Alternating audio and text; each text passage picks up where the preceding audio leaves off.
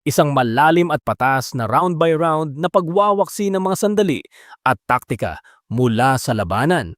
Susundan natin ang highlight sequence na may pagpapalitan ng komentaryo at mismong orihinal na bar.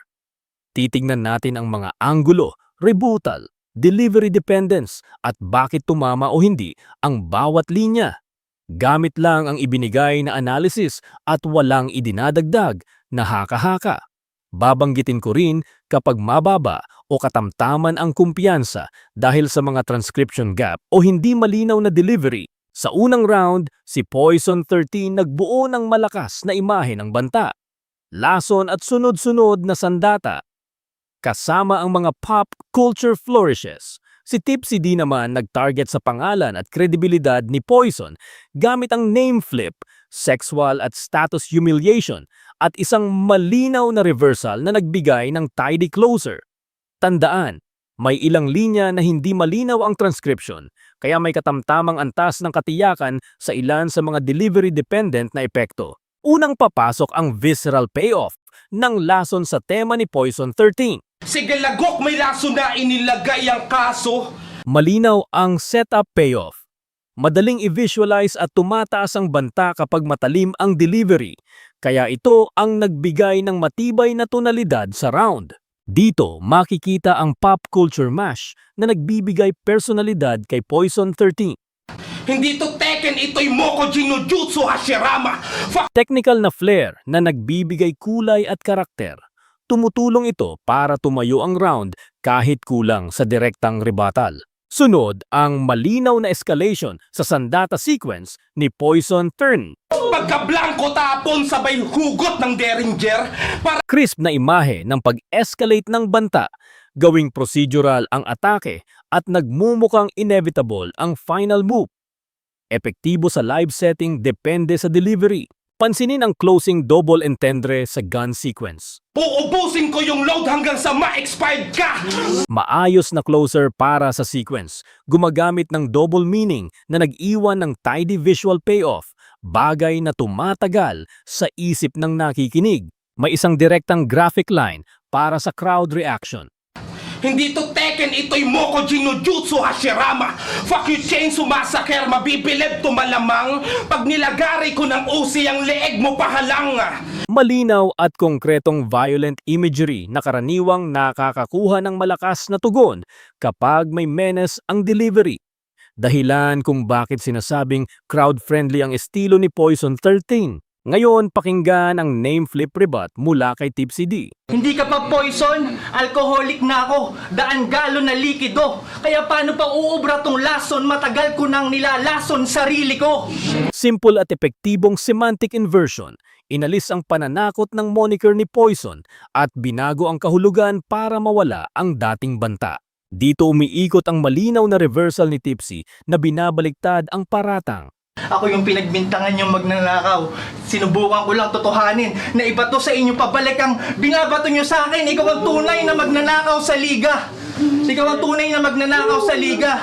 Direktong pag-flip ng narrative, inuutusan niyang si Poison ang maging tinutukoy na magnanakaw at ang pag-ulit ng linya ang nagbigay emphasis at recall value. Makikita rito ang irony closure punch ni Tipsy bilang finisher. Ako yung pinagbintangan yung magnanakaw. Sinubukan ko lang totohanin na iba to sa inyo pabalik ang binabato nyo sa akin. Ikaw ang tunay na magnanakaw sa liga. Ikaw ang tunay na magnanakaw sa liga. Kinarma ka lang sa sarili mong practice. Tinapos kita sa ginaya mo na linya. Ito ang poetic justice. Tidy closer na nag-uugnay sa paratang ng pagkopya at nagde-deliver ng rhetorical payoff. Ganitong structural tag ang nagpapalinaw ng momentum sa isang round. Isang instant crowd-friendly humiliation mula kay Tipsy. Pag magkatabi kayo ng asawa mo, mukha kanyang side bitch. Madaling maintindihan at mababatid ng tao, nagpe-play ito sa personal at status humiliation na mabilis tumama sa audience. At dito, nilalaban ni Tipsy ang tema ng pagiging walang orihinalidad. Bata pa tayo, alalay ka na. Yung kanta na Lando, ginaya mo pa. Habang buhay talaga, naalalay ka na kasi yung alalay ng hari, inalalayan mo pa. Strategic na aatake sa kredibilidad. Ang pagpuna sa pagiging imitator ay epektibo sa eksena kung paniniwalaan ng crowd at tumutulong i-erosyon ang imahe ni Poison. Verdict: Tipsy D ang nanalo sa round 1, bahagyang lamang, kumpiyansa, katamtaman. Bakit? Bagaman may matitinding visual at payoff si Poison 13, mas matulis ang retorika ni Tipsy sa rebuttal at reversal. Ang name flip at closing irony ang nagbigay ng cleaner control ng narrative. Ipinapababa ng ilang hindi malinaw na transcription at kulang na one-to-one rebuttals ni Poison ang katiyakan ng impact. Sa ikalawang round, nagtuon si Poison 13 sa paratang ng pagnanakaw ng linya at nagdala ng blunt, crowd-pleasing stings kasama ang isang emasculation close. Si Tipsy D naman nag-frame ng mas malinaw na narrative, nag-name drop, inakusahan ng group writing, ghostwriting at gumamit ng mas maraming konkretong pagtawag sa mga tao at sitwasyon.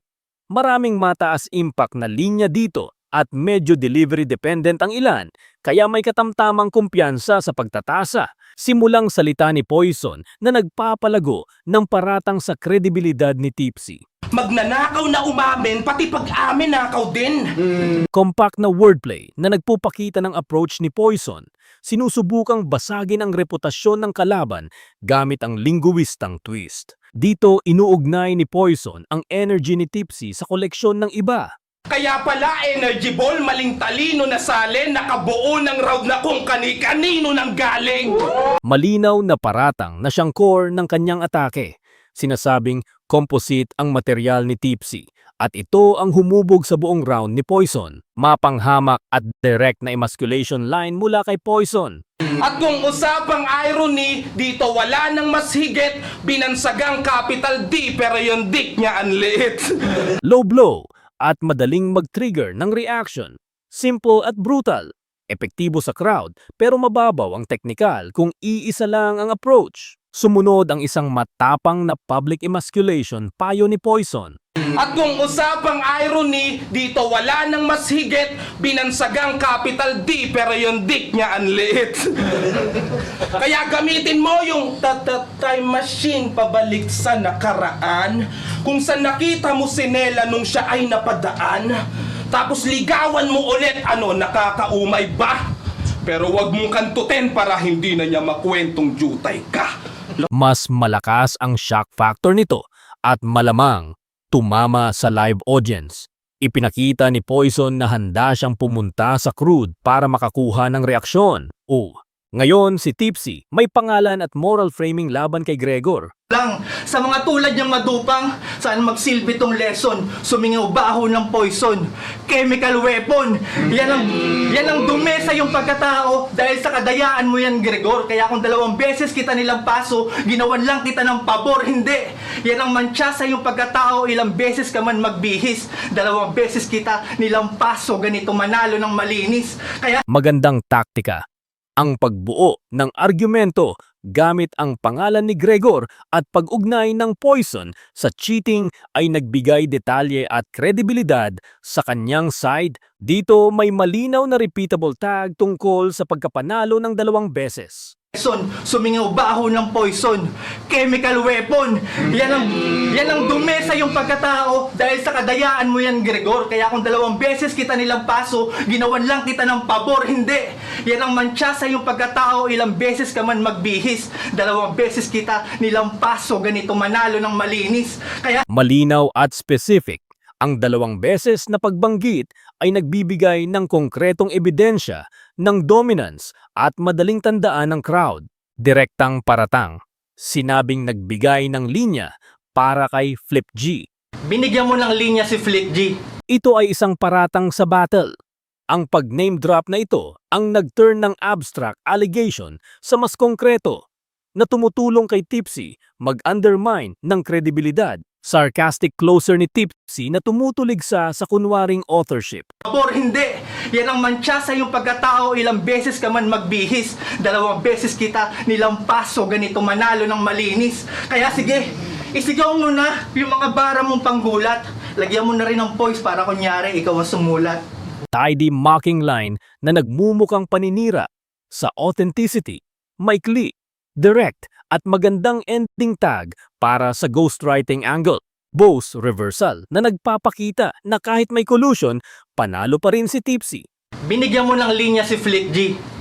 Inamin mo sa akin minuto bago kami maglaban. Hindi ko alam kung swerte ba yon o kamalasan kasi it turned out na isa yon sa pinakamatindi kong laban kaso ang kapalit, dalawa kayong tae na aking natapakan. Pero labis akong nagulumihanan sa aking nabalitaan. Mahusay na structure, claim, admission, payoff. Binabago ni Tipsy ang narrative na ang collusion pala ang nagpalubha at hindi nagligtas sa kalaban. Isang pihit sa salita na tumutukoy sa scene jargon. Tangina, walang luto sa flip top pero pwede ka palang mapulutan. Clever local wordplay na tumutugma sa kultura ng flip top. Tumatama ito sa crowd na nakakakita ng pun na nakalink sa scene. Verdict: Tipsy D ang nanalo sa round 2. Malinaw, kumpiyansa, katamtaman. Bakit? Mas coherent at specific ang mga linya ni Tipsy. Name calls at malinaw na framing ng ghostwriting. Collusion ang nagbigay ng determinadong kontrol. Si Poison 30 may mga mabubuting blunt stings pero mas nag-asa sa shock kaysa sa sustained specification. Sa huling round parehong mabigat ang shock at personal material. Si Poison 30 nagpunta sa moral parenting angle at nagpatapos sa isang extreme shock punch. Habang si Tipsy D nagpanatili ng branded one-liners at paulit-ulit na pirate star dismemberment motif. Teknikal, may pagkakapareho sa score. Maraming linya ang delivery dependent at may transcription gaps kaya medium ang kumpiyansa. Isang napakamatinding personal line mula kay Poison na nagpalitaw ng emosyonal na tugon. IT, AMA, ama, kinang ina. Naturingang may tinapos pero walang nasimulan bilang ama. Natatandaan mo to? Ganyan talaga yung maestro, yung kabastusan, walang kupas. Pasalamat ka, wala akong sinulat para sa anak mo pero sana mamatay na siya bukas. Sobrang shocking at moral heavy ang nilalaman. Malakas ang potential crowd reaction, ngunit nagiging kontrobersyal at umaasa ng buo sa delivery para ma-justify sa konteksto. Dito sinagot ni Poison ang moral ground na binuksan niya mismo. Pasalamat ka, wala akong sinulat para sa anak mo pero sana mamatay na siya bukas. Seryoso ka dun? Tang-ina ka? Hindi, seryoso ka dun? Tang-ina mo. Hindi, sagot, seryoso ka dun? Tang-ina. Seryoso ka dun? Hindi, sagot lang. Seryoso? Tang-ina, di namin may bata. Tang-ina. Alam mo bang may kasabayan na karma? Di mo nga kayang buhayin yung sayo tapos ihilingin mong mamatay na anak niya? Nag-reframe siya ng issue gamit ang konsepto ng karma at hypocrisy na epektibo bilang rebuttal para baligtarin ang kontrobersyal na linya. Isang konkretong public humiliation image na nag-record ng malakas na reaction. Gusali ang binalak talunin ayon laglag sa SM! Madaling ma-picture at crowd-friendly. Nagpapakita ito na may mga tight visual lines si Poison na tumatama kapag may magandang staging. Dito lumalabas ang humane parental sacrifice angle ni Poison. Ako, kahit may laro, basta para sa anak, handa akong maging AFK. Nagbigay ito ng empathy counterweight sa brutal na mga bar. Isang mahalagang taktika para balansihin ang tono ng turn. Closing framing ni Poison para igiit kung sino ang kawawa. Mga paki, kaya anong Goku? Anong Vincent? Anong pinagsasabi? Baka Senki kasi umasa sa babae para yung bata mapalaki, magulang. Pero di tatalab sa akin ang yung paraang madaya ngayong pinakita ko sa round 3 kung sinong bata ang kawawa. Maayos na summation na naglalagay ng verdict sa sarili niyang narrative. Epektibo bilang pagtatapos, ngunit umaasa sa matibay na delivery upang umangat. Ngayon isang matalas ngunit kontrobersyal na branded hit mula kay Tipsy. May 13 ka lang sa pangalan pero mas matindi ako magpamalas. Pandak, wak, madaya, pangit, alila, duwag, manggagaya, basura, mahina, tamod, duplika, bitch, pussy ka, ano pang hinihintay? Kill yourself, Poison, you have 13 reasons why! Technical itong matalas at madaling tandaan dahil sa brand play. pero lumalapag sa napakasensitibong teritoryo at may malinaw na ethical at potensyal na backlash issues. Isang malinaw na anime simile na nagpapalinaw ng violent image. Tangina ka mo ko, Jin, kakahuyin na kita! Sige, magtawag ka na ng pangalan parang kabaliwan ni Sisa. Hahatiin kita sa marami parang ginawa ni Trunks kay Frieza. Hindi. Specific pop culture reference na nagpapalakas ng imahe. Mahusay gamitin kapag kilala ng crowd ang pinanggagalingan. Dito pinagsama ni Tipsy ang dark humor at escalation gamit ang pizza analogy. Hahatiin kita sa marami parang ginawa ni Trunks kay Frieza. Hindi. Hahatiin kita sa madami parang nagtitipid sa pizza. Hindi. Hahatiin kita sa madami hanggang sa wala na akong mahiwa. Ligaw mo na kaluluwa, bigyan natin ng adventure.